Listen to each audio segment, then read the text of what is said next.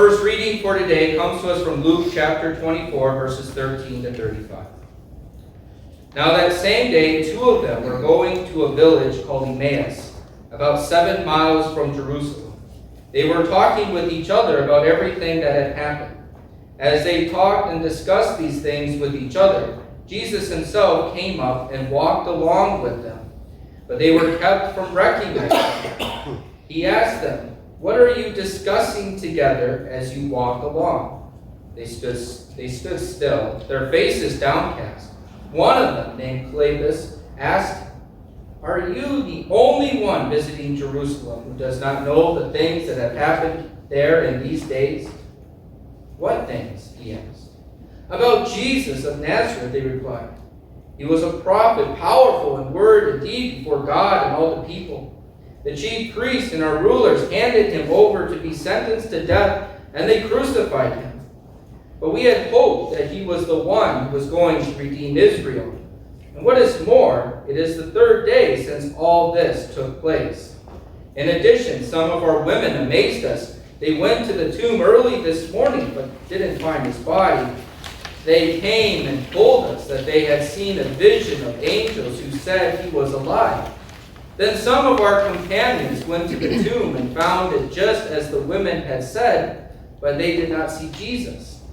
He said to them, "How foolish you are, and how slow to believe all the prophets have spoken. Did not the Messiah have to suffer these things and then enter his glory?"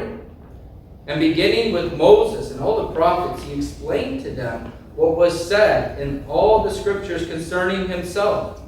As they approached the village to which they were going, Jesus continued on as if he were going farther. But they urged him strongly, "Stay with us, for it is nearly evening, the day is almost over." So he went in to stay with them. When he was at the table with them, they took bread, gave thanks, broke it, and began to give it to them. Then their eyes were opened, and they recognized him, and he disappeared from their sight. They asked each other, "Were not our hearts burning within us while he talked with us on the road and opened the scriptures to us?" They got up and returned at once to Jerusalem.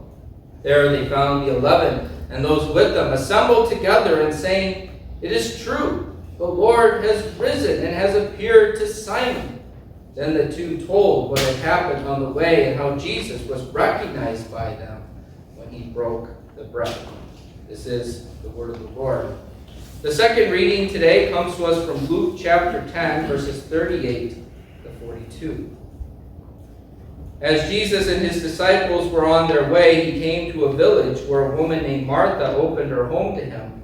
She had a sister called Mary who sat at the Lord's feet listening to what he said. But Martha was distracted by all the preparations that had to be made. She came to him and asked, "Lord, don't you care that my sister has left me to do the work by myself? Tell her to help me." "Martha, Martha," the Lord answered, "you are worried and upset about many things, but few things are needed, or indeed only one. Mary has chosen what is better, and it will not be taken away from her." This is the word of the Lord. For our final reading, we have John chapter 11, verses 17 to 44. On his arrival, Jesus found that Lazarus had already been in the tomb for 4 days. Now Bethany was less than 2 miles from Jerusalem, and many Jews had come to Martha and Mary to comfort them in the loss of their brother. When Martha heard that Jesus was coming, she went out to meet him, but Mary stayed at home. "Lord," Martha said to Jesus, "if you had been here, my brother would not have died. But I know that even now God will give you whatever you ask." Jesus said to her, "Your brother will rise again." Martha answered, "I know he will rise again in the resurrection at the last day." Jesus said to her, "I am the resurrection and the life. The one who believes in me will live even though they die. And whoever lives by believing in me will never die. Do you believe this?" "Yes, Lord," she replied. "I believe that you are the Messiah, the Son of God, who is to come into the world."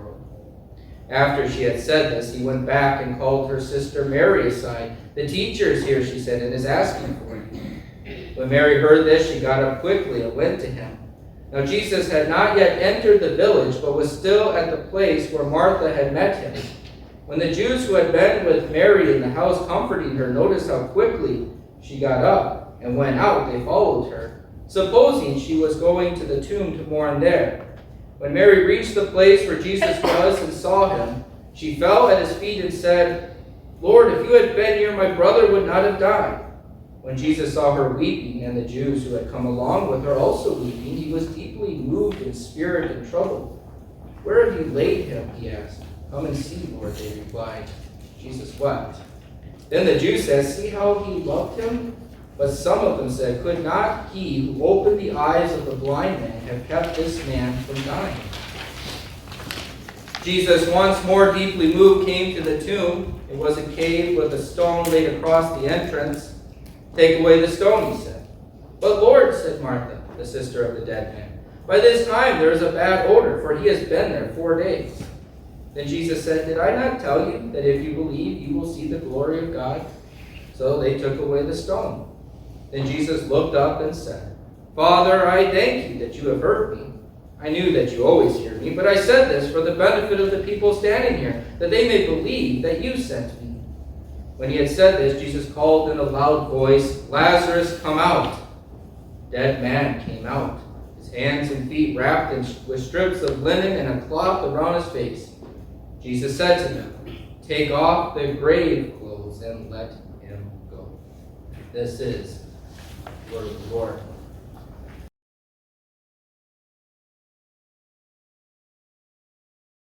All right, so we will, we had time to discuss, so we'll start with group one, with your 3 questions. Who's your reporter? Who drove the shortest distance to get here? I tried to say I went to Sterling first, but they wouldn't take Try to take a longer route. Yeah. Elizabeth went to Denver first, but it's... Does that count? Maybe like 2 days ago. Guess not. All right, so you had the account of the Emmaus disciples. So, like I said, everyone had the same 3 questions, so just kind of, we're talking about listening. So, you know, when you think about people who listen, usually you can tell if they're listening to you or not. It's not about just being there. It's just the way they respond to you, the way they look at you, the way they act around you. Usually you can tell, are they listening to you or are they planning their next statement before you even... So if you're in a conversation, how can you tell? Well, how can you tell that Jesus is listening to these men on the road to Emmaus? Because he didn't speak to them, he listened to what they were saying and he answered their questions. Yeah, like he even had those open questions like, what are you guys talking about? You can't just say yes or no on that one. You have to actually talk about it. And then he furthered it on, like, what things? What are you talking about? I haven't heard this before. And what surprised him, because if you've been in Jerusalem, you should know what was going on anyway. So then that opened up even more for him. So you could tell he was asking those type of questions. He was wanting more information. What else was he doing that showed that he's really listening to everything that they're saying?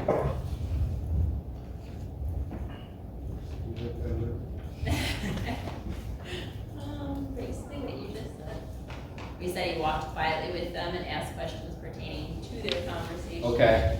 So then he was able to respond to them when they talked to him about all the things. When they expanded more, then he had a response for them. He could actually respond to them instead of saying something that had absolutely nothing to do with what they were talking. He was able to talk directly to what they were saying. So what effect did this have on these men?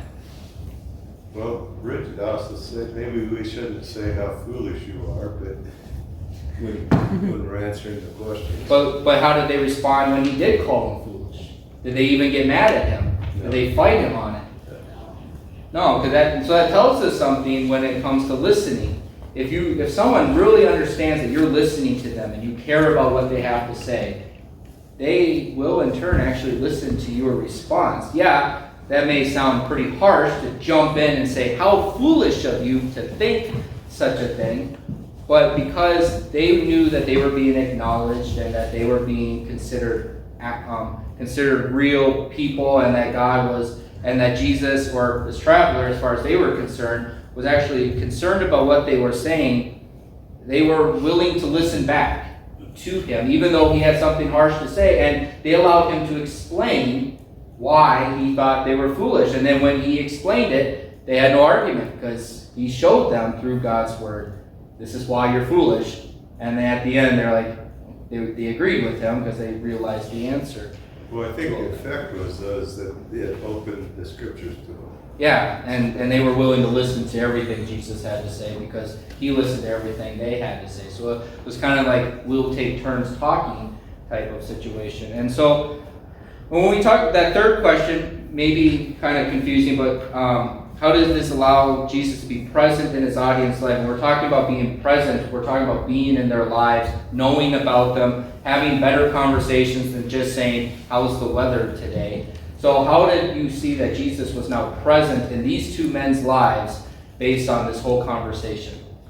So, and the two told what had happened on the way and how Jesus had recognized them and broken. Yeah, he really got to know these guys, and now he's Jesus. This is some of his extra disciples, so he really knew them well anyway. And but in that short time, these men were willing to let this new person, according as far as they were concerned, know about them and their concerns and their worries and their fear. That means they're vulnerable with Jesus, and that is hard for anyone to do, to admit that we're afraid or we're worried or we're concerned about certain things. Usually we try to keep that to ourselves because we don't know how someone's going to react, but because Jesus made it so comfortable for them to open up, look how they opened, and then look how Jesus was able to help them.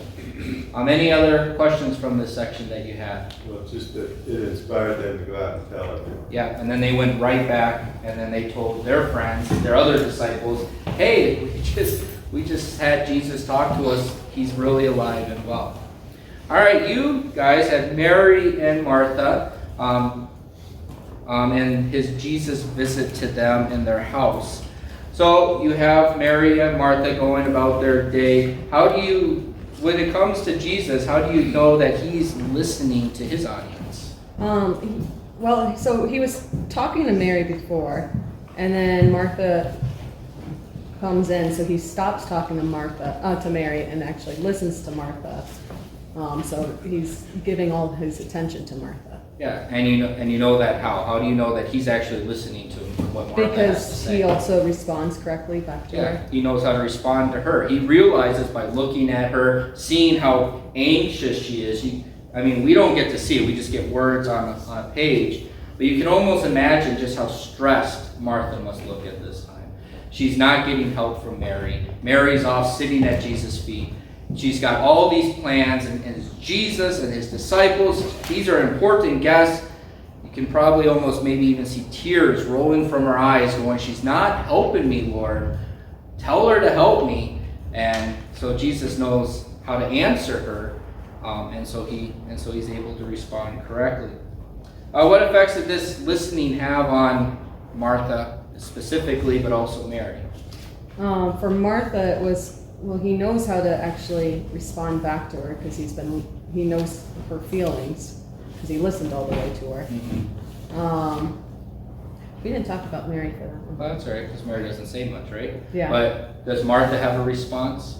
No. Does she argue with him? No. She get all mad at him? No. She listened because he heard her out, and he had a response for her, and and in his response, he showed how much he cared about her. That's another thing. When people know that you care about them, you can say things like they're foolish or they're wrong or you can say, hey, you're incorrect at this time. Because when someone absolutely cares about you, you're more willing to listen to what they have to say and why they have to say it than dig your heels in the ground and get ready to have a debate or a fight or even to defend yourself. How does listening allow Jesus to be present in Mary and Martha's life?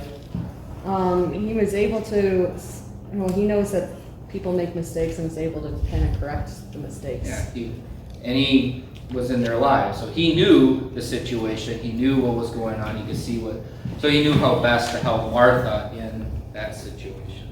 Did you have any other questions about this passage that anyone had? If not, we will now move to lesson 3. We also have Mary and Martha, but a different situation. all together. So who lives the closest in that group? Oh. So Dean's farther back in the house, and Tommy's is in the front of the house, therefore she's closer. Gotcha.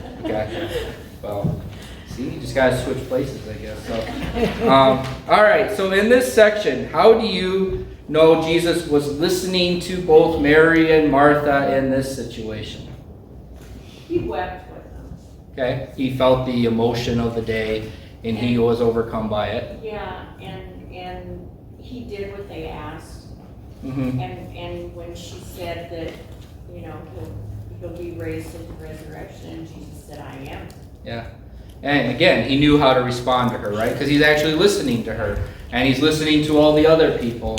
I find it also interesting that there was challenges to Jesus. Like Martha and Mary both said, if you would have been here, Lord, this wouldn't have happened. Or even the crowd saying, how can a guy who loves this person so much, who can help blind people see, why couldn't he come and help this person? You don't see him getting into any kind of debates or arguing, but he's listening. He knows that's what's coming, and he's taking it. And he's just allowing them to voice their frustration at him, so that in turn he can then say what he needs to say afterwards. What effect did this listening have on the people?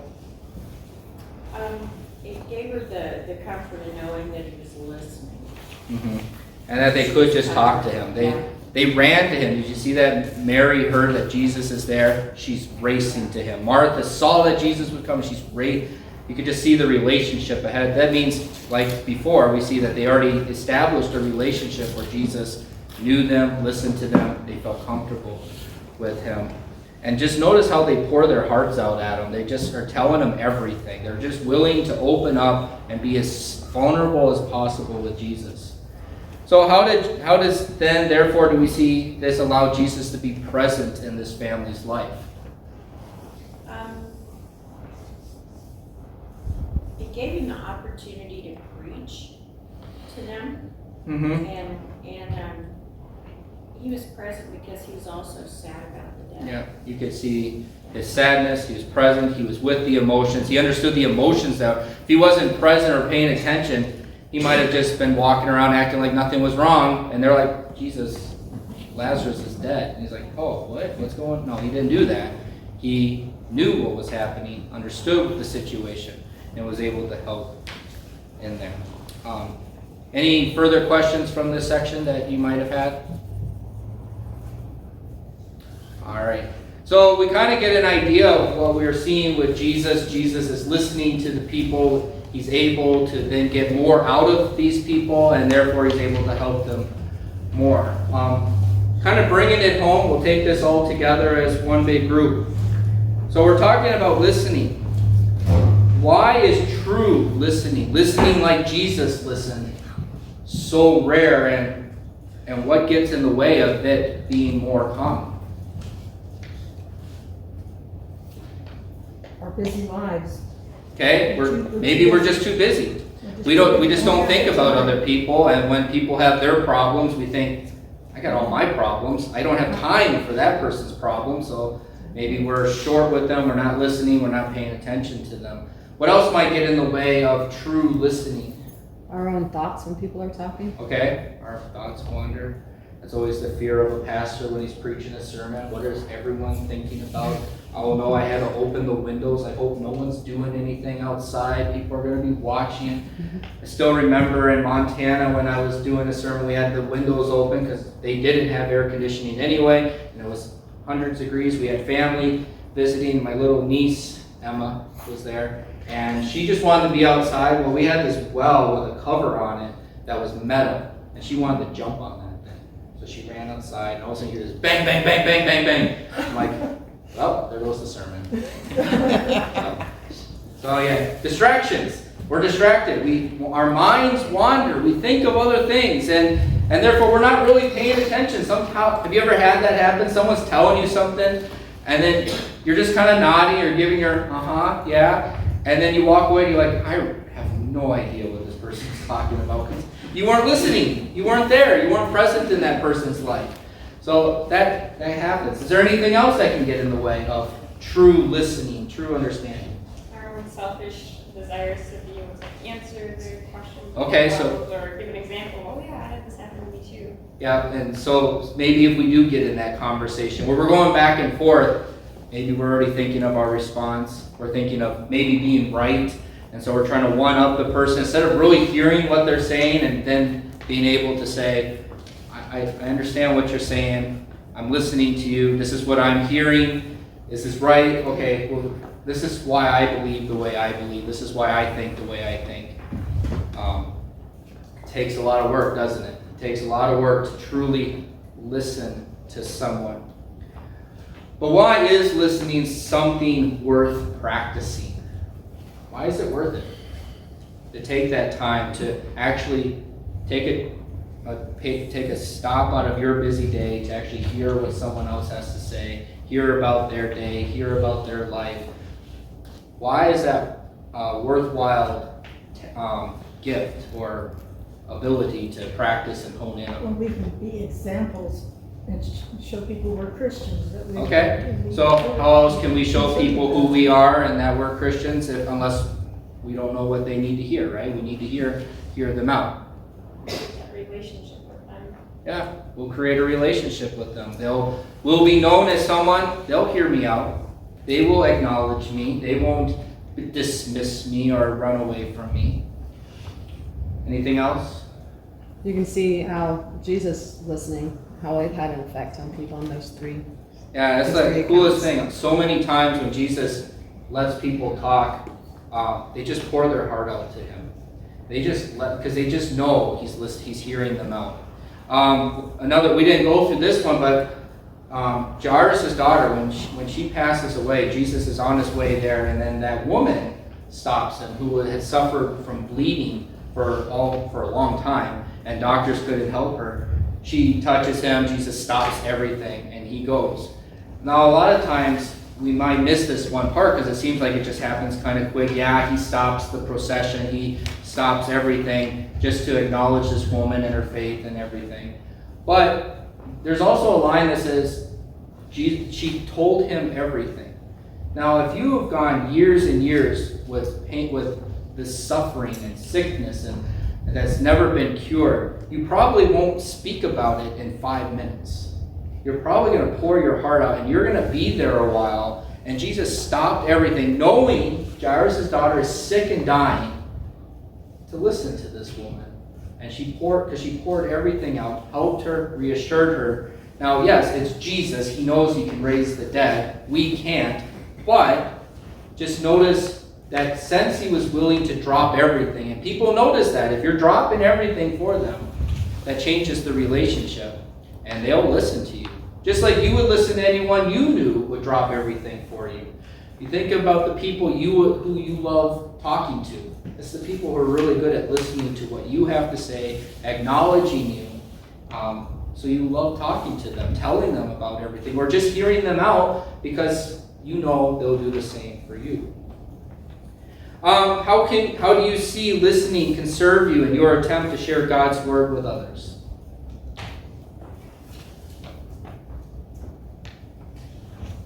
Same thing, connection with somebody. Yeah, if you already have the relationship, now they're willing to listen to you about anything in your life. Well, now you can talk about why you believe in God.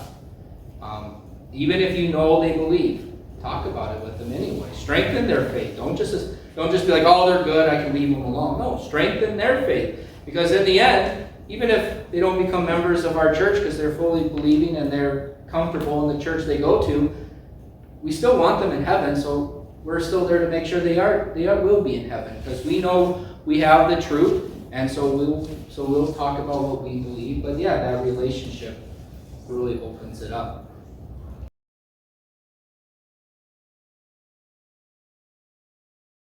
It's kind of final thought on this is, people often wonder what would it have been like to be with Jesus. And when people think that, they think about the miracles, Jesus maybe going toe-to-toe with the Pharisees and Sadducees in those big debates, or just hearing a sermon from Jesus and just hearing about forgiveness and salvation. But really, we don't have to wonder too much about what it's like to be with Jesus, because we have really great examples, and there's plenty more, because this is how Jesus did his ministry. He listened. He just listened. He heard people out. People poured their hearts out to him. They knew they were acknowledged. They weren't dismissed. They knew he cared about them. And so he could then respond to them. He could get into debates with the Pharisees. Notice the Pharisees hated Jesus, but they were willing to talk. But they talked to him. They didn't just ignore him and run away from him. They went back and forth with him because they knew he'd hear them and then he would respond. People came and hear what Jesus had to say because he knew that if they came to him with a problem, he would listen to them, so they would in turn listen to him. Jesus was just there listening. And like I was saying earlier, just think about that person you love talking to. That person who makes you feel acknowledged. That person who you know you could tell them anything. You could tell them about your political views, knowing even if they disagree with you, they're not going to hurt you. They're not going to come after you. They may disagree with you, but they're not going to think less of you. They're just going to go back. They'll just express their feelings after you tell them yours. We know people like that. We have people like that. We love people like that. But that's what it's like to be with Jesus. He listens. He acknowledges. He counts you in your problems. He empathizes with you. And he does it better than anyone. When we listen like Jesus, we'll do that for other people. And then that'll open the door to being able to have that conversation. It may not be the first conversation you have with someone. You meet someone new, and you can tell them you go to church, but you may not get into a deep conversation about it. But one day you might. One day you probably will. Especially if you have already established that you're someone they can talk to. So whether it's someone that you have known all your life, or maybe if you want to go meet someone new, make sure you're listening to them. Hear them out like Jesus hears us out.